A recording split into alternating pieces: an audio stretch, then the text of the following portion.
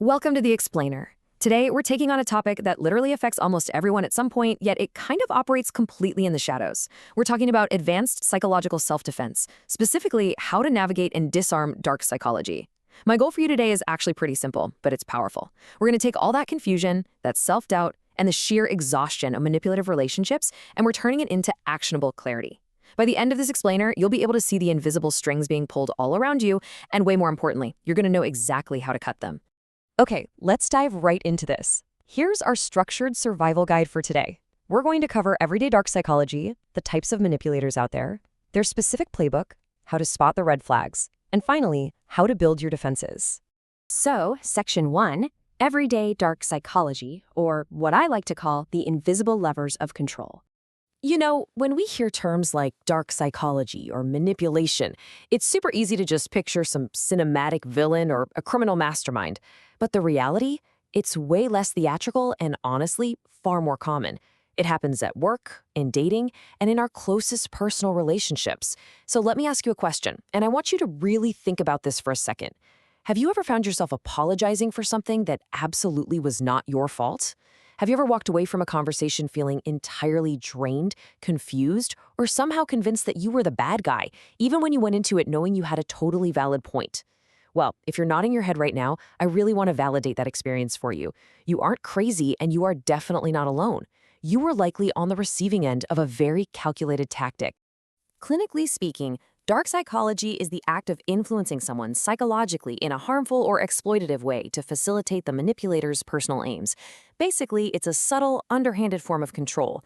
And what's really fascinating, and kind of terrifying, honestly, is the neuroscience behind all this.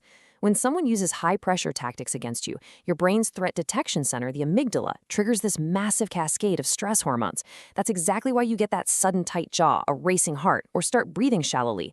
In that state, your prefrontal cortex, the logical, boundary-setting part of your brain, is literally compromised. They temporarily disable your ability to think clearly so they can take the wheel. Section 2, Types of Manipulators. Let's figure out exactly who is pulling these strings. Understanding who pulls those strings is absolutely crucial because their motivations can vary wildly. We can basically break manipulative behavior down into 3 categories. First, you have the immature manipulator. They're incredibly self-centered, almost like a child. They don't necessarily wake up wanting to harm you, but they use underhanded tactics to get their way. Then there's the entitled manipulator. They believe they just deserve things their way and will easily justify hurting you to get what they want. And finally, the pathological manipulator. These are folks on the dark triad spectrum, like sociopaths and psychopaths. They are cold, calculating, and have zero regard for your emotions. But here is a really powerful secret.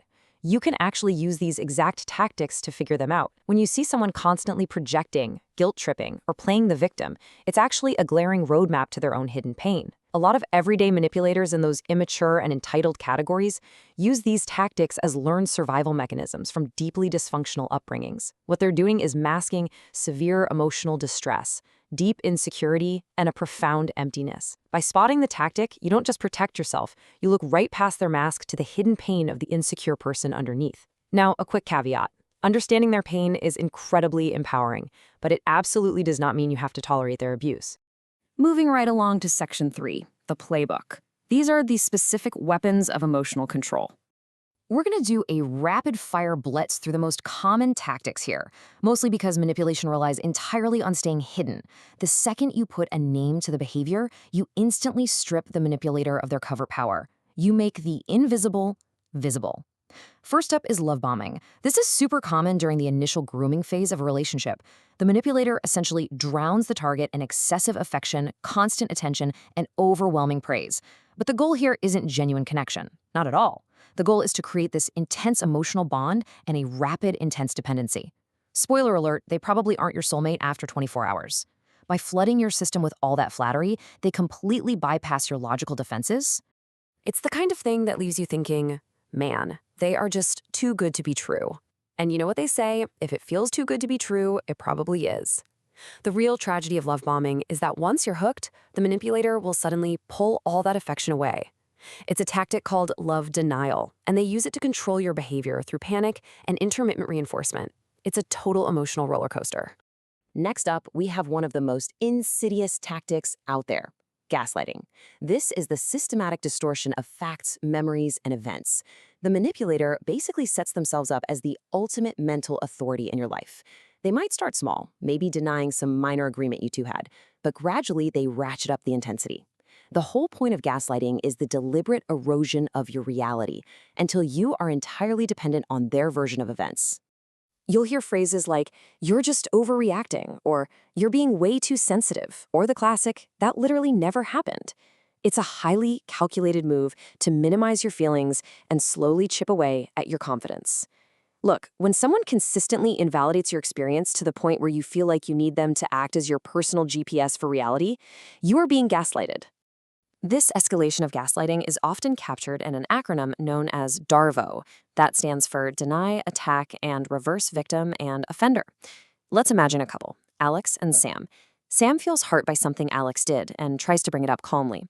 Step 1, Alex completely denies doing anything wrong.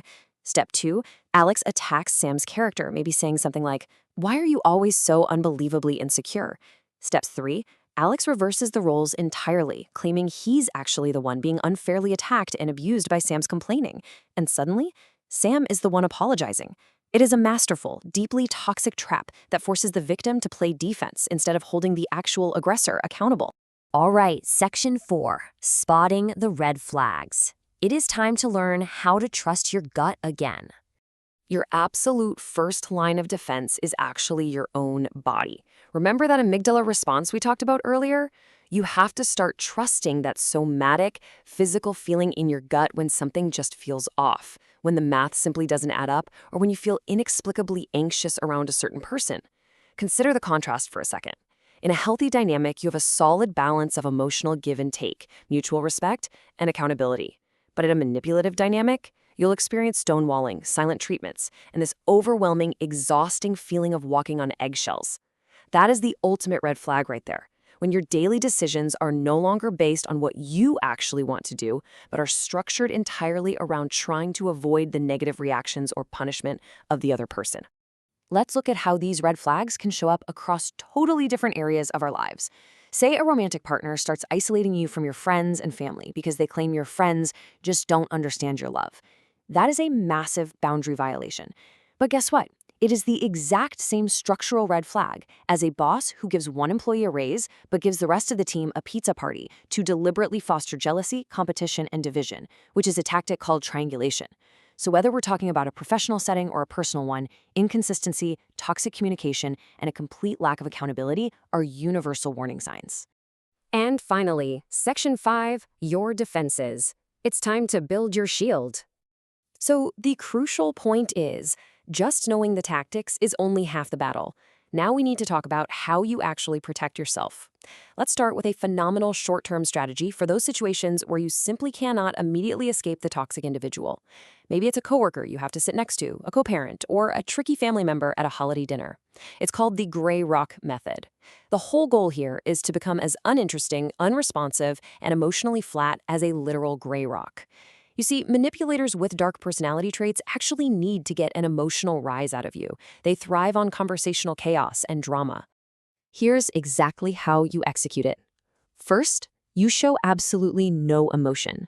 Second, you give brief, neutral, completely non-committal answers. We're talking, okay, or right. Third, you severely limit any personal information you share with them. And most importantly, and this is the hard part, you do not argue and you do not defend yourself. When a manipulator throws a wild, baseless accusation at you, your natural instinct is to vigorously defend a truth, right? Don't do it. That's exactly the reaction they're fishing for. By starving the aggressor of any reaction at all, you deprive them of that sick gratification. You become boring. And eventually, they're going to lose interest and take their manipulative efforts somewhere else. But while Grey Rock is a fantastic tool to have in your back pocket, let's look at the ultimate, most powerful defense of all. Listen to this quote from the source material. Walk away. Literally back up and away. Do not continue to give boundary violators the benefit of the doubt. Listen, true resilience isn't about standing in the fire and trying to prove how tough you are against a toxic person. True resilience is built on recognizing your own self-worth, developing absolutely ironclad boundaries, and having the courage to completely disengage and walk away from people who exploit you. It's about deciding to stop giving multiple chances to people who showed you their true colors the very first time. Which brings us to our final thought. You now know the taxonomy of manipulators. You can use their own tactics to spot the hidden pain driving their behavior without having to become a victim to it yourself. You know their playbook, from love bombing all the way to DARVO. And you know exactly how to build your shield with the greyrockmethod and the sheer power of walking away. So I want to leave you with this final, critical question. Now that you know the playbook, what boundaries will you set today to protect your autonomy? You've got the knowledge now. It's time to reclaim your power. Thanks so much for joining me on this explainer, and I will see you next time.